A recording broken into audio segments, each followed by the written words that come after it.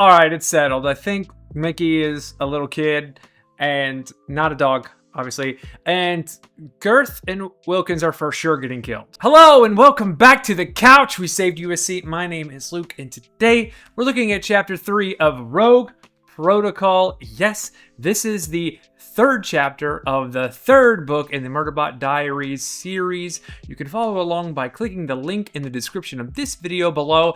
Buy the book, it supports the channel, and you can follow along with us. We've done book 1, 2, and this is the third one. Also, we have memberships. If you'd like to join the membership, support the channel that way, it'd be great. It's $2 a month. Buy me a cup of coffee or something, and we'll keep doing, the good stuff. Here it goes. Jump into chapter 3. Short chapter.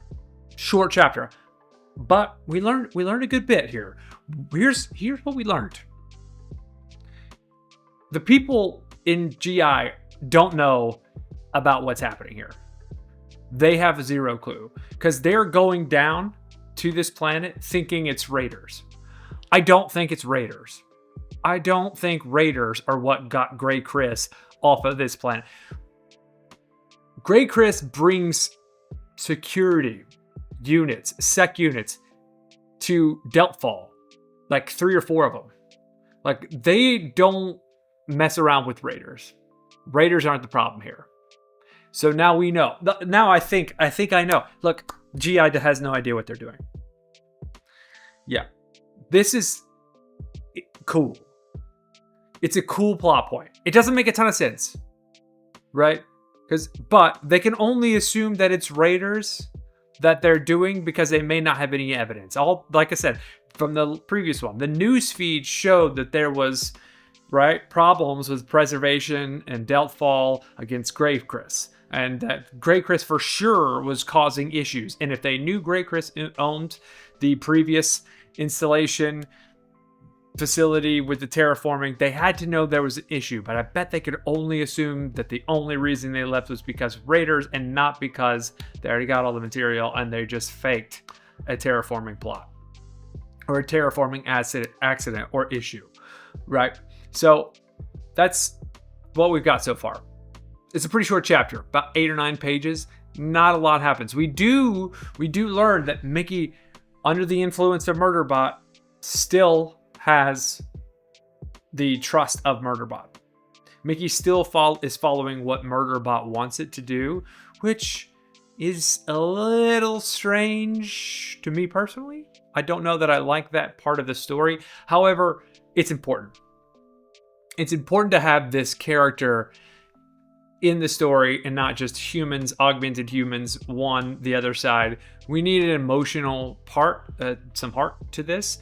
And this character is going to be a character that Murderbot is going to begin to feel for, I think. And so we need it. And it's a good, altruistically good character. We like that Haroon, we like that being treat it well, and that it is treated with respect and thoughtfulness and kindness. What we also like is Girth and Wilkins for sure brought super armor, which we talked about in the previous chapter. We thought Murderbot was going to end up with better armor. I thought that Murderbot was going to end up with better armor. Now I know that Murderbot's going to end up with better armor. It's going to be cool.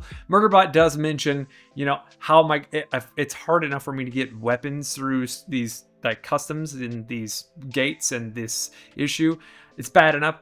How am I going to get a full set of armor through there? I don't know how that's going to happen, but it's only right that Murderbot ends up with this custom molded armor and is able to use it to fend off against something. Raiders, maybe. I started the video with there's no chance it's raiders. I still don't think it's raiders, but raiders maybe. Or also a magnificently large creature that is going to for sure eat our pals, Girth and Wilkins.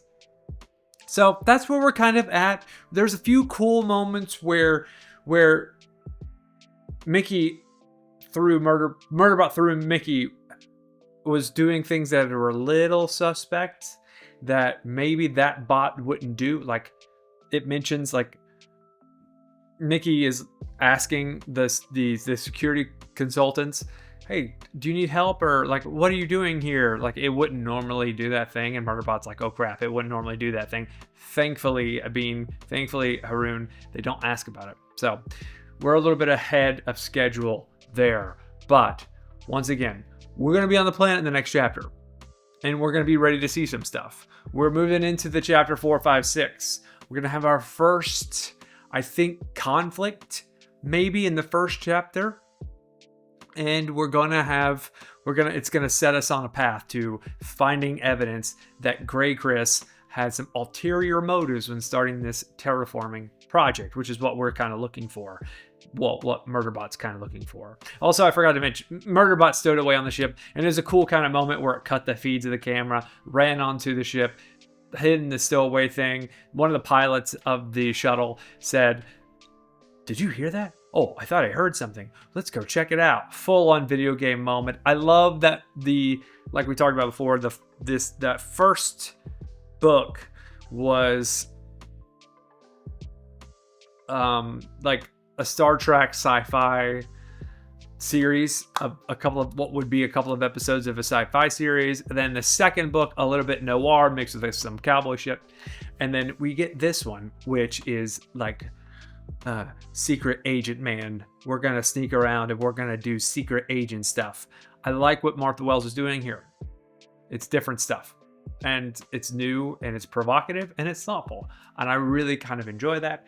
But once again, short chapter, not a lot happened. If I miss anything, please mention in the comments, but I think that'll be it for me. So until next time, later taters.